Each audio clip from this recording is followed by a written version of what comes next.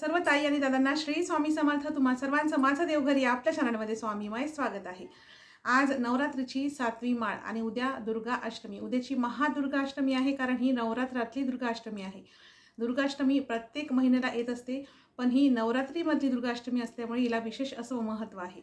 नवरात्रीमध्ये आई भगवतीची जी शक्ती आहे ती हजारो लाखो पटीने वाढलेली असते आणि आपण नवरात्रामध्ये ज्या काही सेवा करत असतो आई भगवतीच्या, त्याचं फळसुद्धा आपल्याला हजारो लाखो पटीने मिळत असते. तर आता उद्या दुर्गाष्टमीच्या दिवशी आपल्या आई भगवतीच्या भरपूर सेवा करायच्या आहेत. उद्या श्रीयंत्राला कुंकुमार्चन करायचं आहे. श्रीयंत्राला कुंकुमार्चन कसं करायचं याचा व्हिडिओ याआधीच मी तुमच्यासोबत शेअर केला आहे. लिंक खाली डिस्क्रिप्शन बॉक्समध्ये दिलेली आहे. त्याच्यानंतर उद्या आपल्याला हवनसुद्धा करायचं आहे. घरच्या घरी अगदी साध्या सोप्या पद्धतीने उद्या दुर्गाष्टमीच्या दिवशी संध्याकाळी आपल्याला हे हवन करायचं असते. संध्याकाळी म्हणजे दुपारनंतर 4 नंतर कधीही हवन तुम्ही करू शकता. आता बघा, उद्या हवन तर करायचं आहे, पण माझ्या बहुतेक ताईंनी किंवा दादांनी नवरात्रीमध्ये 14 दुर्गा सप्तशती पाठ करण्याचा संकल्प केलेला आहे. ज्यावेळेस घटस्थापना झाली त्यावेळेसच आपण संकल्प केलेला असतो की मी या नवरात्रीमध्ये 14 दुर्गा सप्तशतीची पाठाची सेवा आई भगवतीच्या चरणी रुजू करेल. पण बघा, आता आपण संकल्प तर केला, पण काही कारणामुळे, काही अडचणीमुळे किंवा आपल्याला कुठे बाहेरगावी जावं लागलं किंवा काही सूतक आलं किंवा वृद्धी झाली, काही ना काही अडचणीमुळे आपण तो संकल्प पूर्ण करू नाही शकलो. तर मग आता काय? आता जर उद्या आपल्याला हवन करायचं, तर मग आपले पाठ अपूर्ण राहिले आहेत, तर मग मी हवन करू शकते का? किंवा माझे जे अपूर्ण पाठ राहिले आहेत ते मी कधी पूर्ण करावे? किंवा जर पाठ राहिले आहेत आणि त्याच्या आधीच हवन कसं काय करावं? हे सगळे प्रश्न आपल्याला पडत असतात. तर बघा, उद्या महादुर्गा अष्टमी आहे आणि हवन जे आहे ते महादुर्गा अष्टमीलाच करत असतात.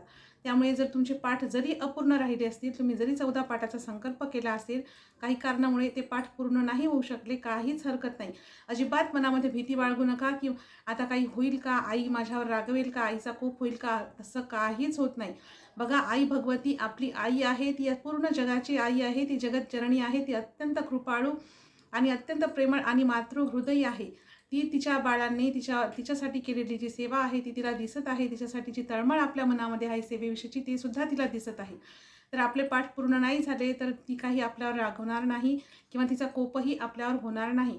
पण जर तुम्हाला तुमच्या घरामध्ये उद्या हवन करण्याची इच्छा असेल आणि पाठ अपूर्ण राहिले असतील तरी काही हरकत नाही. घरच्या घरी तुम्ही उद्या 108 वेळा नवार्णव मंत्र किंवा 16 वेळा श्रीसूक्त या मंत्राने तुम्ही घरच्या घरी हवन करू शकता. हवन करताना आपल्याला सगळ्यात आधी तुपाची जी आहे ती आहुती द्यायची असते. 11 वेळा ओम गण गणपते नमः म्हणून ओम गण गणपते नमः अग्नीमध्ये तूप टाकायचं आहे. स्वाहा 11 वेळा गणपतीला स्वाहाकार द्यायचा आहे. त्याच्यानंतर 24 वेळा गायत्री मंत्राचा स्वाहाकार द्यायचा आहे, तो सुद्धा तुपानेच द्यायचा आहे. त्याच्यानंतर जर तुम्हाला इच्छा असेल आणि तुम्ही करू शकत असाल तर सप्तशती ग्रंथाचे जे 13 अध्याय आहेत ना, त्या 13 अध्यायाच्या प्रत्येक ओवी परत स्वाहा म्हणून अग्नीला स्वाहाकार करायचा असतो. स्वाहाकार करण्यासाठी आपल्याला जे हविद्रव्य हवं आहे ते पायस, ते दुधामध्ये शिजवलेला भात म्हणजे पायस. या पायसने तुम्ही स्वाहाकार करू शकता. नाही तर मग पांढरे तीळ, तांदूळ, त्याच्यामध्ये साखर आणि त्याच्यामध्ये थोडंसं तूप टाकून ते सगळं मिश्रण मिक्स करायचं आणि त्याने सुद्धा तुम्ही स्वाहाकार करू शकता. तुम्हाला शक्य असेल तर सप्तशतीचे जे 13 अध्याय आहेत ना, त्या 13 अध्यायाच्या प्रत्येक ओवी परत तुम्ही स्वाहाकार करू शकता. नाहीतर मग 108 वेळा नवार्णव मंत्राने, नाहीतर मग 16 वेळा श्रीसूक्ताने, नाहीतर मग 1 वेळा, 16 वेळा जर शक्य नसेल तर 1 वेळा श्रीसूक्त म्हणून स्वाहाकार करू शकता. अशा पद्धतीने घरच्या घरी हवन करायचं आहे.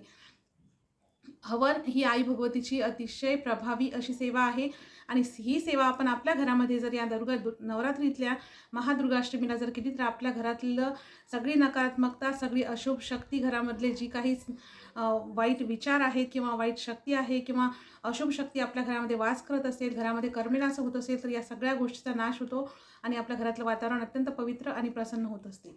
तर आता उद्या हवन करून घ्या. तुमचा अष्टमीला नवमीला जो काही कुलाचार आहे तो करून घ्यायचा आहे. त्याच्यानंतर घटाचं विसर्जन करायचं आहे. घटाचं विसर्जन कसं करायचं याचा सुद्धा व्हिडिओ याआधीच तुमच्यासोबत शेअर केला आहे. त्याची सुद्धा लिंक खाली डिस्क्रिप्शन बॉक्समध्ये दिलेली आहे. तर बघा, आता जे आपले अपूर्ण राहिलेले पाठ आहेत, मग आता ते राहण्याच्या आधीच आपण नवमीला देवीला नैवेद्य दाखवणार आहोत पुरणाचा, तर तो करायला चालतो का? मग आता हे राहिलेले पाठ कधी पूर्ण करायचे? बघा, तुमचा अष्टमीचा किंवा नवमीचा जो काही कुलाचार आहे तो करून घ्या. पाठ जरी अपूर्ण राहिले असतील तरी काहीच हरकत नाही. अष्टमीला नवमीला जो कुलाचार आहे, पुरणाचा जो नैवेद्य वगैरे, कुमारिका भोजन, ह्या सगळ्या गोष्टी करून घ्यायच्या आहेत आणि तुमचे अपूर्ण राहिलेले पाठ, जेवढ्या संख्येमध्ये तुमचे पाठ अपूर्ण राहिले असतील ते पाठ आपल्याला येत्या कोजागिरी पौर्णिमेपर्यंत पूर्ण करता येतात.